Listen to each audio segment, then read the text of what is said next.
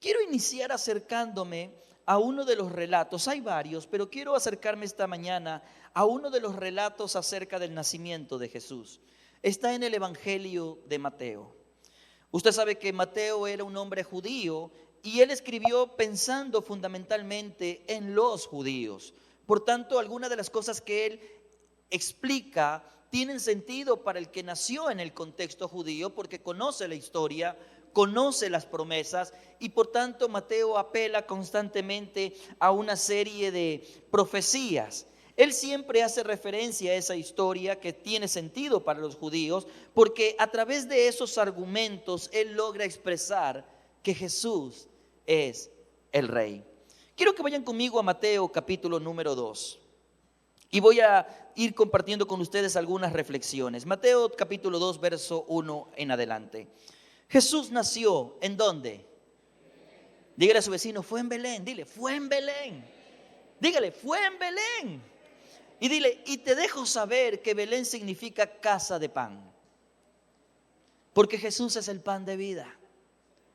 Usted sabe que Jesús viene a saciar toda su necesidad. Jesús viene a saciar toda su hambre. Cualquiera sea el hambre de su alma, Jesús la sacia. Y Jesús nació en la casa del pan, que es Belén de Judea, durante el reinado de Herodes. Ahora, presta atención aquí, porque a lo largo de estos versos vamos a encontrar varias veces la expresión rey o reinado. Jesús nace durante el reinado de Herodes. Por ese tiempo, algunos sabios de países de Oriente llegaron a Jerusalén y preguntaron, ¿dónde está el rey de los judíos que acaba de nacer? ¿Dónde llegaron los sabios? A Jerusalén. ¿Dónde nació Jesús? En Belén. Presta atención a ese detalle porque voy a detenerme en eso dentro de poco. Ellos llegaron a Jerusalén, aunque sabían que Jesús iba a nacer en Belén. Vimos su estrella, continuó leyendo, mientras salía y hemos venido a adorarlo. Cuando el rey Herodes oyó eso, se perturbó profundamente, igual que todos en Jerusalén. Mandó a llamar a los principales sacerdotes y a los maestros de la ley religiosa y les preguntó, ¿dónde se supone que nacerá el Mesías? En Belén de Judea, le dijeron, porque eso es lo que escribió el profeta. Y tú, Belén, en la tierra de Judá, ¿no eres la menor entre las ciudades reinantes de Judá?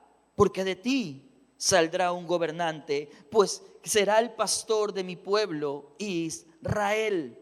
Luego Herodes convocó a los sabios a una reunión privada y en medio de ellos se enteró del momento en el que había aparecido la estrella por primera vez. Entonces les dijo, vayan a Belén, busquen al niño con esmero. Cuando lo encuentren, vuelvan y díganme dónde está para que yo también vaya y lo adore. Después de esa reunión, los sabios siguieron su camino y la estrella que habían visto en el oriente los guió. ¿Hasta dónde? Hasta Belén.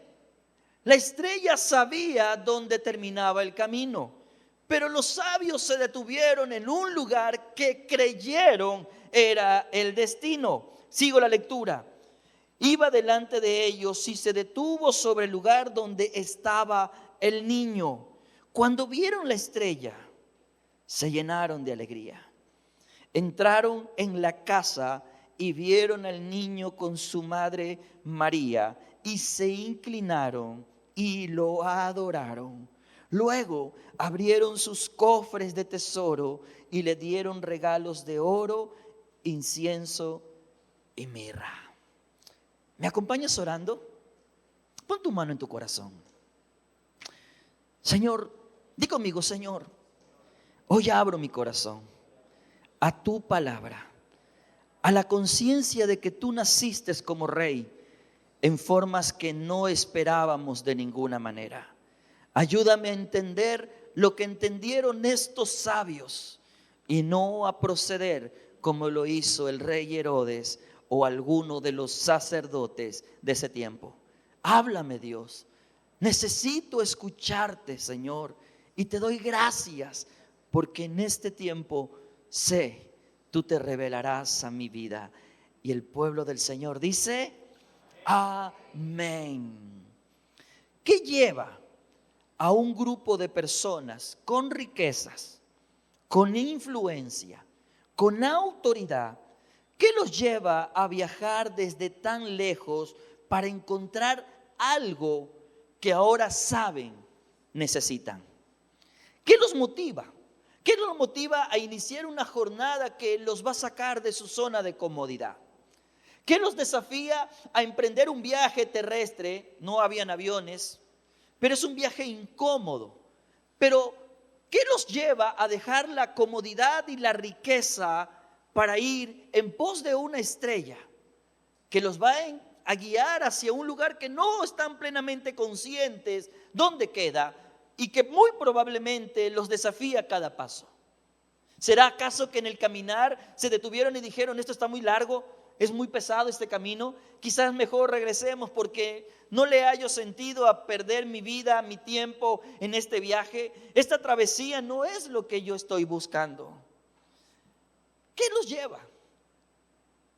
Sabes, en mis 47 años, hasta sonó, sí viste, con efecto salió. Tú sabes, ese es para bloquear un poco.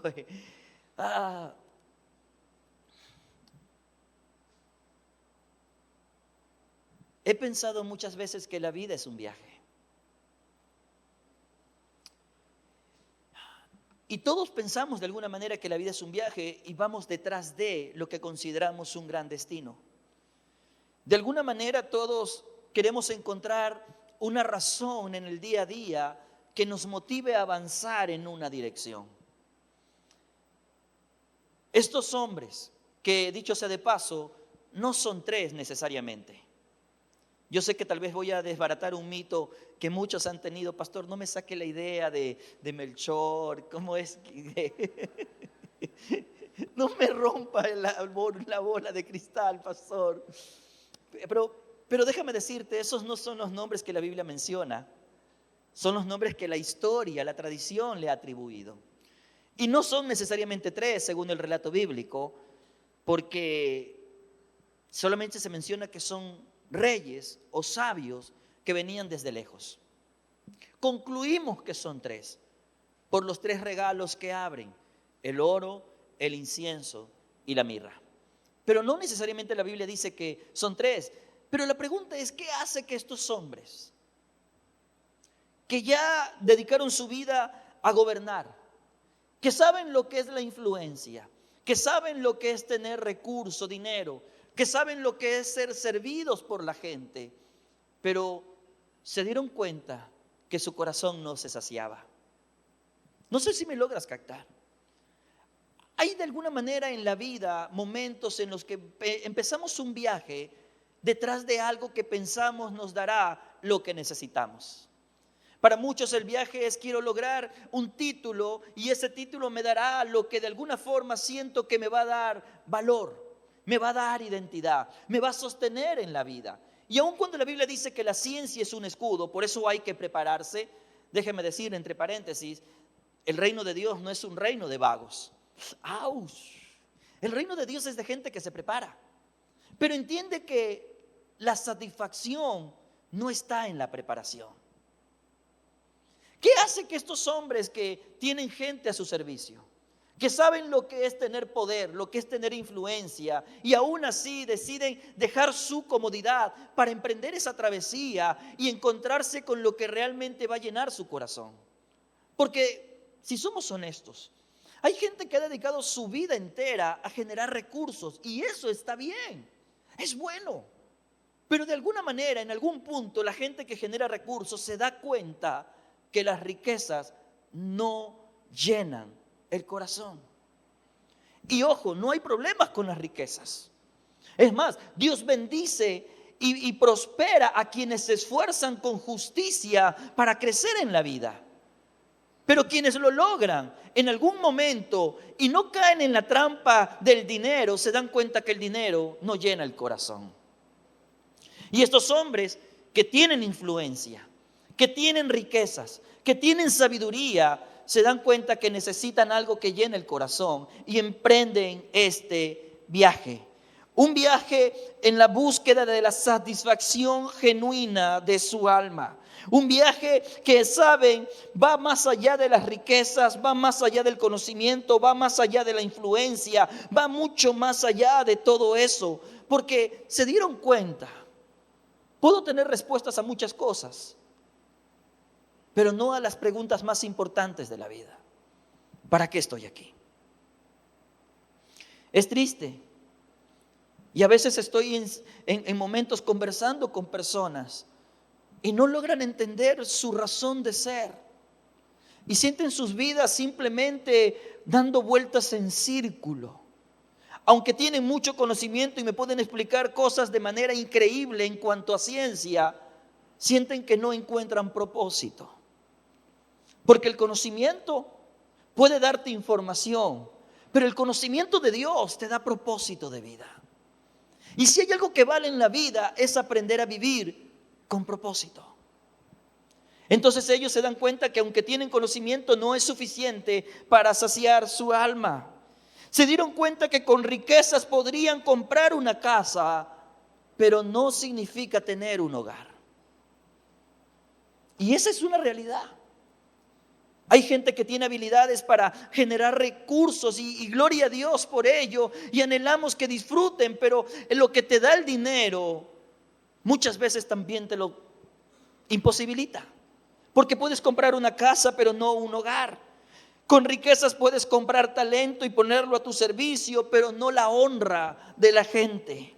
Con riquezas puedes comprar acompañantes que vayan contigo en las etapas de la vida, pero no compras la lealtad de su corazón. Estos hombres sabios se dieron cuenta que nada llenaba su corazón y necesitaban algo más. Por eso emprendieron este viaje que los llevó a través de incomodidades, un viaje que los lleva a reconocer que no es algo lo que necesitan, sino que es alguien que ha nacido. Alguien cuyo nombre es Emmanuel, Dios con nosotros. Alguien que vino a establecerse como un rey, aunque ellos eran reyes. En su camino obviamente se equivocaron, porque llegaron primero a Jerusalén. ¿Recuerdan ese detalle que les mencioné? Llegaron a Jerusalén. Y parte de la realidad es esta: cuando empezamos nuestra búsqueda por saciar nuestra alma, tenemos nuestras ideas preconcebidas. Ellos eran hombres acostumbrados a comodidades, riquezas, atenciones. Pensaron que el nuevo rey, a quien querían y necesitaban conocer, estaría en el mismo entorno. Oh sí, Jerusalén, tú sabes, es la capital. Si algo importante va a suceder, debe ser en ese lugar. Si algo realmente ha de elegirse como el centro, como el epicentro de los acontecimientos, no será en un lugar donde nadie sabe nada, sino en un lugar donde todo el mundo puede conocer. Tenían sus ideas. Y fue un error. A veces veo gente queriendo acercarse a Dios con sus ideas. Yo sé que voy a encontrar a Dios, pero lo voy a encontrar en este contexto. Y ahí está el reto. Si tengo la suficiente humildad para reconocer que me equivoco y no es conforme mis ideas, sino conforme el criterio de Dios, puedo avanzar de Jerusalén a Belén. Pero muchos no tienen esa humildad. Y aunque tienen en su corazón el deseo de encontrar a Jesús, tienen en su corazón el deseo de encontrar lo que sacia su alma, cuando se dan cuenta que no es en el marco que ellos tienen de referencia, entonces muchos quedan estancados ahí. Muchos quedan estancados. Sí, yo quiero seguir al Señor, pero no me gusta esto porque esto me incomoda más allá de. Y esta incomodidad no es algo que yo quiero dejar y yo realmente prefiero quedarme ahí. Pero si eres lo suficientemente humilde, no te quedarás en Jerusalén, sino que avanzarás hasta Belén. Nosotros tenemos nuestros propios paradigmas de cómo debe ser un encuentro con Dios. ¿Dónde sucederá ese encuentro? ¿De qué manera? ¿Con qué protocolo sucederá? Pero ¿sabes qué? Dios decide hacer cosas distintas. Rompe los esquemas. Rompe los esquemas. Estos días quiero abrirles un poco el corazón. Estos días estuve en una actividad entre pastores, en un tiempo realmente increíble. Si usted tiene tiempo en la comunidad, sabe que somos profundamente abiertos al Espíritu, pero nos gusta el orden. Nos gusta el orden.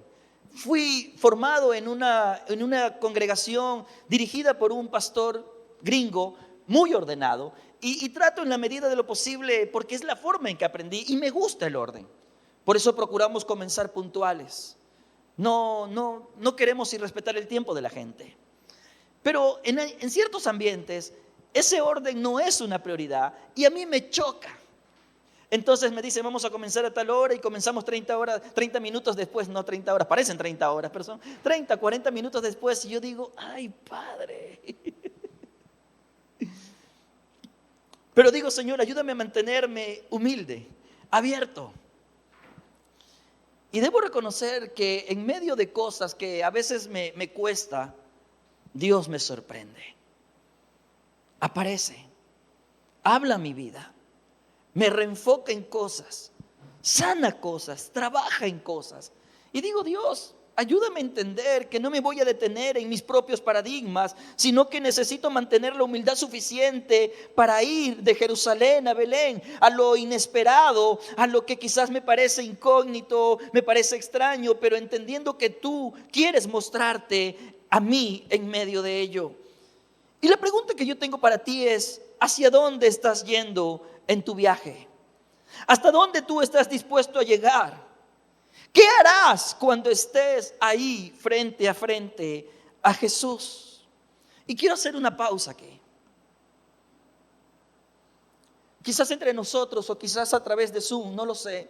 Hay alguien que nunca ha tenido un encuentro con el Rey, con Jesús. Su viaje ha sido un viaje tratando de encontrar lo que satisface su alma y está probando títulos, conocimiento y todo eso está experimentando, y es verdad que es una medida de alegría, pero no llena el alma. Generación de recursos, riquezas, mejora de tu estatus social, económico, y todo eso te genera una alegría, pero no llena tu alma. Influencia, capacidad de reconocimiento, de gestión, de poder, cosas que te hacen sentir que obviamente estás avanzando en la vida, lo cual es digno y es honorable, pero no llena tu alma. Lo único que va a llenar tu alma, tu corazón, es un encuentro con Jesús. Nada más. Y si tú estás ahí, voy a invitar a todos un momento a cerrar sus ojos conmigo y decir, Jesús, hoy en este viaje me detengo en el lugar donde tú estás.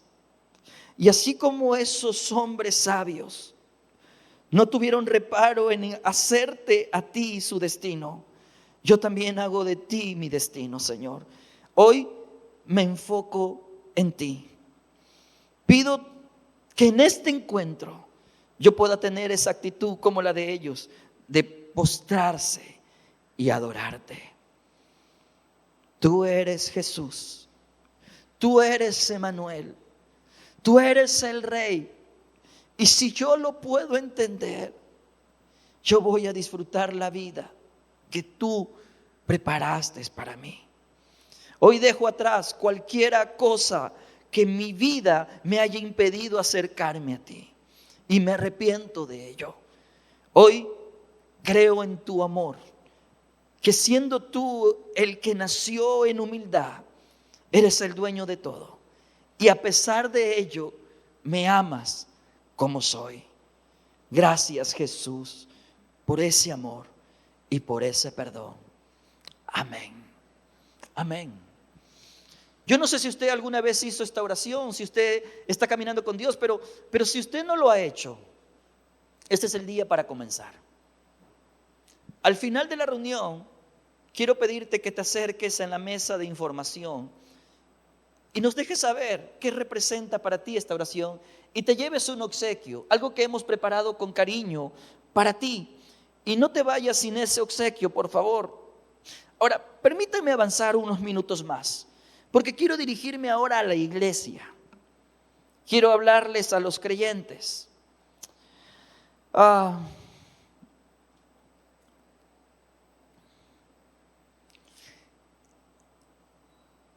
Mateo, desde su primera frase, cuando escribe su evangelio, Mateo quiere que veamos que Jesús es un rey, que es el mejor rey. Él es el Cristo, Él es el Mesías, Él es el ungido, aquel que Dios había dicho, aquel por el cual los profetas habían hablado, que ocuparía el trono de David, que reinaría en el nombre de Dios. Mateo no vacila en llamar al protagonista de la historia Jesucristo, es decir, Jesús el Rey.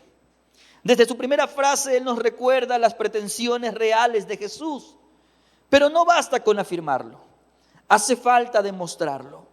Así que los primeros capítulos, incluyendo el que acabamos de leer, el capítulo 2, nosotros podemos encontrar que nos presentan a Jesús como este personaje que es un rey. También nos ofrece evidencias para que podamos entender y convencernos de que ese hijo del carpintero en realidad es el Cristo esperado. Algunas de las evidencias encontramos, por ejemplo, hablando acerca de Jesús como aquel de quien se habló en el pasado, quien cumplió al pie de la letra cada una de las cosas que los profetas habían dicho acerca de su venida. Por ejemplo, que Jesús nacería de una virgen. Usted puede ver eso en Mateo 1:23 y lo contrasta con Isaías 7:14. Usted puede ver acerca de Jesús que se habla que Él nacería en Belén, como lo leímos, Mateo 2, verso 6, y lo puedes encontrar lo escrito por el profeta Miqueas 5:2. Mateo dice que Él debería ser del linaje de Abraham, y de hecho así empieza en el capítulo 1, verso número 1, y usted lo contrasta con Génesis 22, del 12 al 18. También se nos habla de que era el hijo de David, en el versículo 1 del capítulo 1, y luego se repite en el 6, en el 20, y usted lo puede verificar cuando abre su Biblia en Isaías capítulo 11 o Jeremías capítulo 23.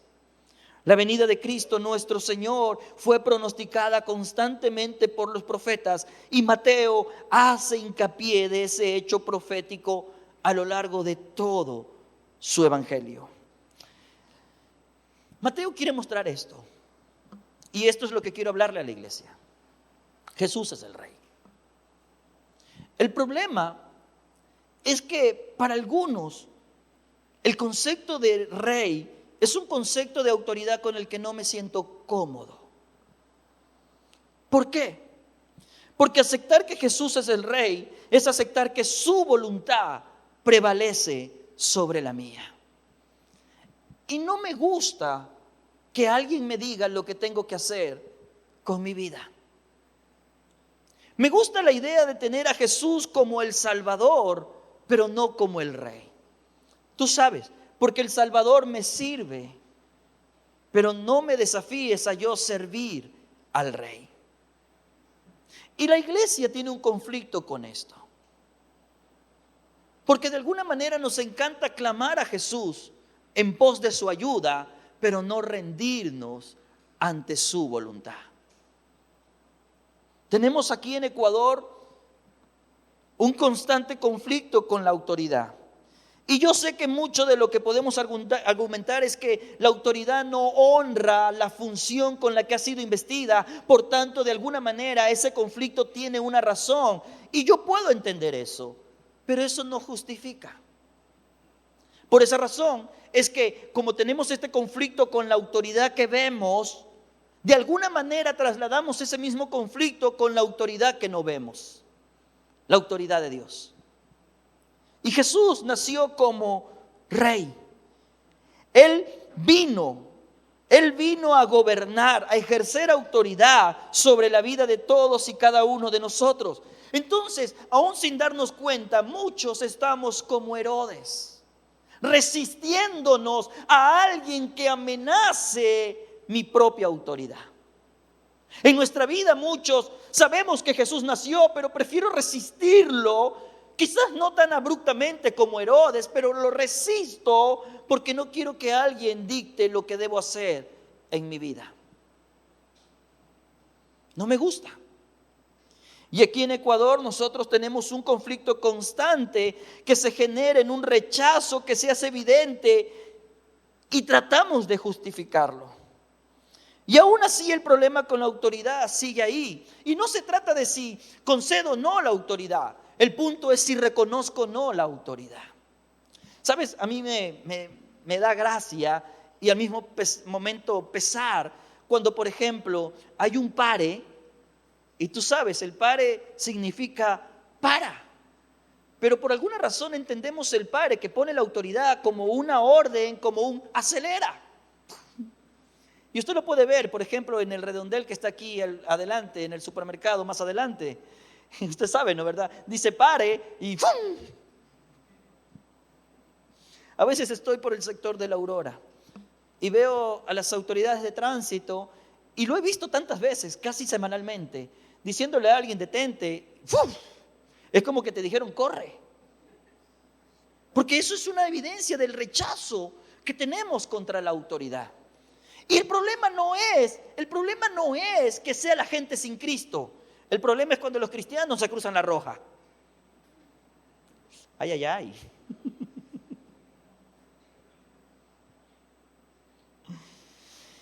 Tenemos un problema cuando en la escuela un maestro da una orden y prefiero solo ignorarla. O en casa un padre, una madre da una orden y su hijo se resiste ante ello. Y hablo incluso de gente cristiana. Tenemos un problema con la autoridad cuando, por ejemplo, aquí en la iglesia, tú sabes, el pastor me cae bien hasta que me llama al orden. Y cuando ya me empieza a hablar de cosas que me incomodan, a ver, pastor, yo no le he dado la autoridad para que me hable así.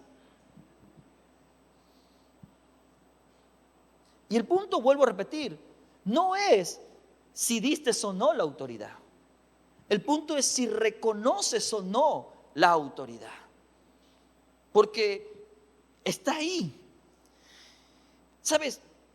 Una de las áreas donde tal vez más evidente se hace nuestro rechazo a la autoridad es cuando leemos lo que la palabra dice y prefiero no obedecer lo que la palabra dice. Entonces, ¿a qué concluyo? Prefiero no leer la Biblia. Así no sé lo que Dios me pide y me siento menos mal con ello. Me siento menos incómodo. Tú sabes, al final, si no lo sé, no me siento mal. Y Dios dice, no funciona así.